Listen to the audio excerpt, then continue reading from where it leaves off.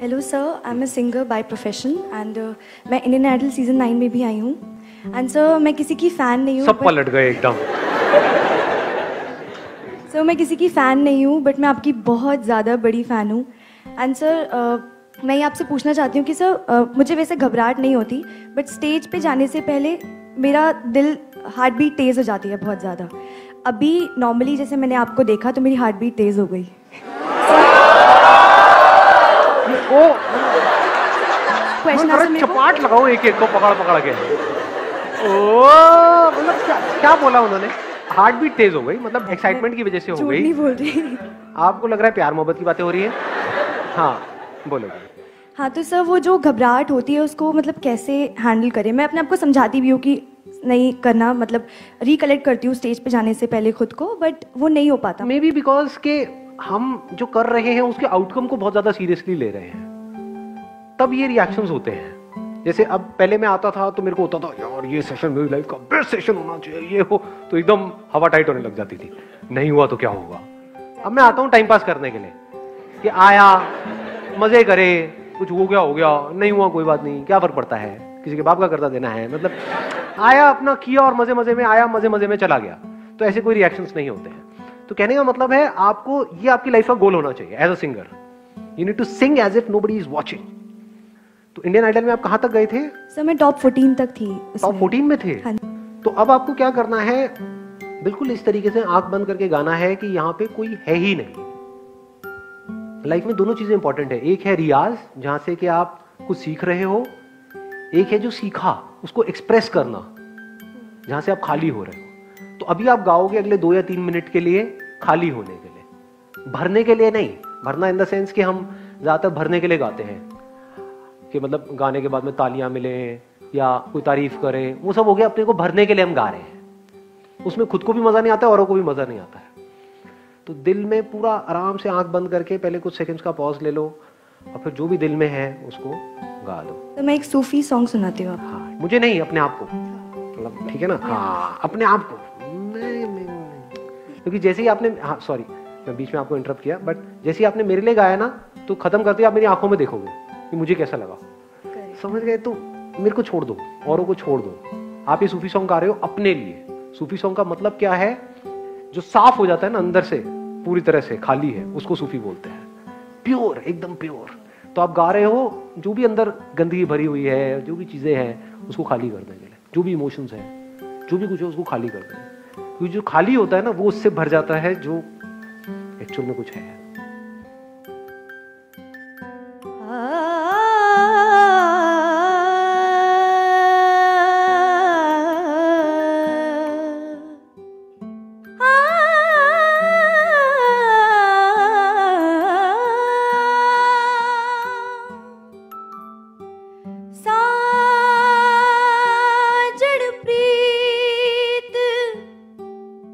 लगा के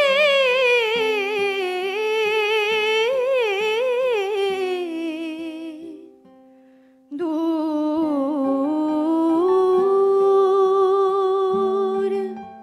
हाँ मैं ये कह रही थी जिस जगह पे आप हो, सक्सेसफुल हो, तो उसमें स्पिरिचुअलिटी का रोल रहा होगा। बहुत बड़ा रोल, अनडाउटेड, बहुत बड़ा role. But I don't talk too much about spirituality in my seminars and all that, because क्या होगा ना कि अगर अभी मैं स्पिरिचुअलिटी के बारे में बात करने लग जाऊंगा, people won't be able to relate to it, right? अगर मैं भी आपकी जगह पे होता इस एज में, at the age of 20 years, 21 years, my idea is very clear.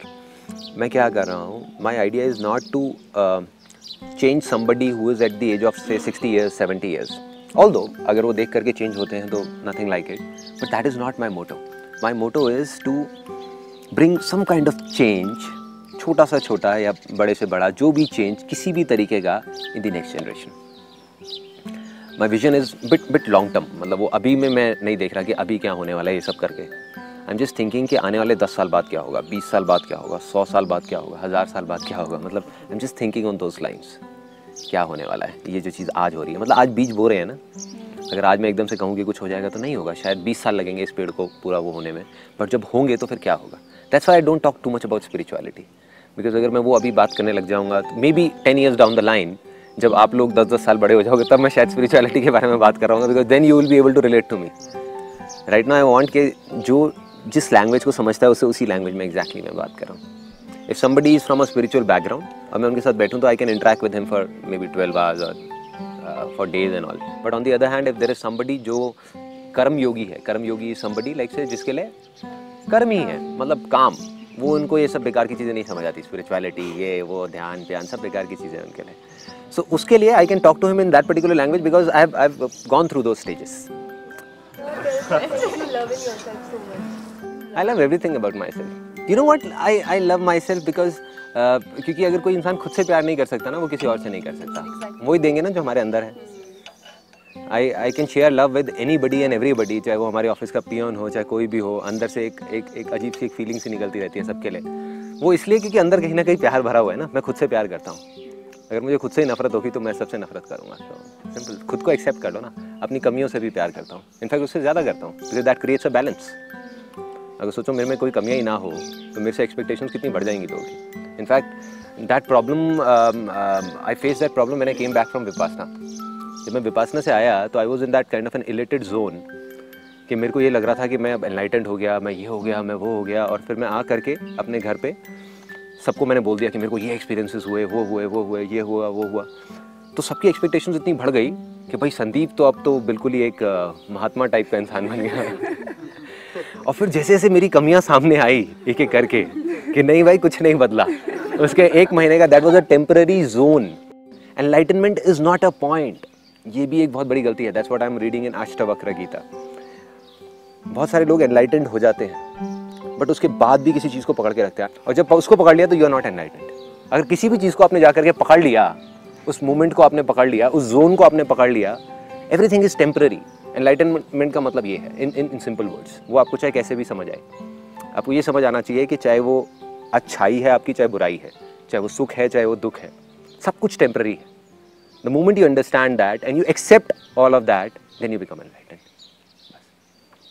जो आपके ड्रीम्स हैं वो सब इमेजिनेशंस हैं. डेथ कोई इमेजिनेशन नहीं है, रियलिटी है. इस दुनिया की सबसे बड़ी लाइफ की सबसे बड़ी रियलिटी है डेथ. आपका बचपन कहां गया? आप कहते हो मैं मरूंगा 50 साल बाद. अरे बचपन तो मर गया ना. तो ये जो अभी टाइम चल रहा है, क्या ये मरने वाला है? नहीं मरने वाला है. ये काले बाल मरने वाले हैं? नहीं मरने वाले हैं. सफेद बाल आने वाले हैं. कहीं तो बाल ही उड़ने वाले हैं, कहीं को उड़ने शुरू हो गए. तो आप मर रहे हो. इस थॉट से डरते क्यों हो? अगर इसका डर आपके अंदर से निकल जाए तभी तो जी पाओगे. Don't live like a plastic flower, live like a real flower जो अपना सब कुछ लुटा दे. और जब पूरी तरह से सब कुछ लुट जाता है तब आप मालामाल हो जाते हो. ये अंदर की दुनिया का कमाल है. अब इसको फंडे को बाहर की दुनिया में मत लगा देना. ये सारा पैसा लुटा दो और कहो अरे मैं मालामाल हो गया. मालामाल नहीं, तू भिखारी हो गया. जा बैठ करके भीख मांग सड़क के साइड. अंदर की दुनिया के फंडे और बाहर की दुनिया के फंडे बिल्कुल अलग है. अंदर की दुनिया का क्या फंडा है? जितना लुटा दोगे उतना ही अमीर होते चले जाओगे. अंदर खुशियां हैं, उसको लुटा दो ना. अंदर कुछ आ रहा है, उसको लुटा दो ना.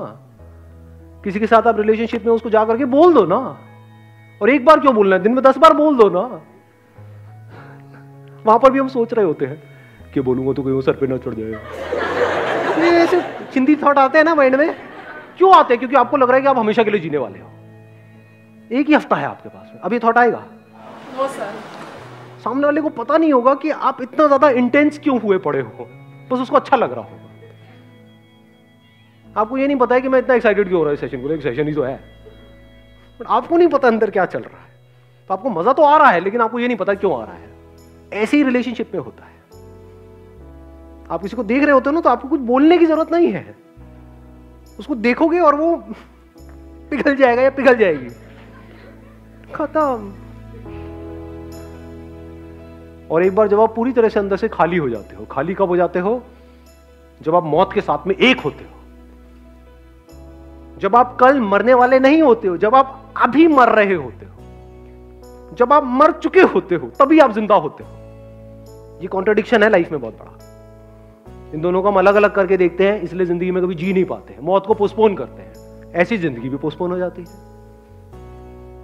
जिसने जितना मौत को पोस्टपोन किया, इट इज अ फॉर्मूला. अभी अभी डिस्कवर हुआ है आप लोगों से बात करते हैं.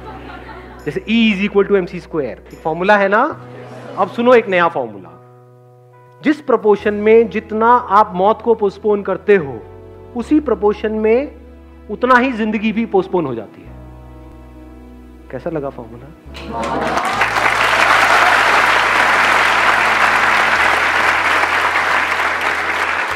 मौत को पोस्टपोन कर दो 50 साल के लिए, जिंदगी भी गई। कहां है जिंदगी? है ही नहीं। 50 साल पड़े हैं, अब मुझे ये करना है वो। मौत को पोस्टपोन कर दो 5 साल के लिए, कुछ जिंदगी आई। मौत को पोस्टपोन कर दो 5 दिन के लिए, कुछ और जिंदगी है। 5 मिनट के लिए पता नहीं कितनी जिंदगी आ गई। 5 सेकंड के लिए जिंदगी ही जिंदगी है वो।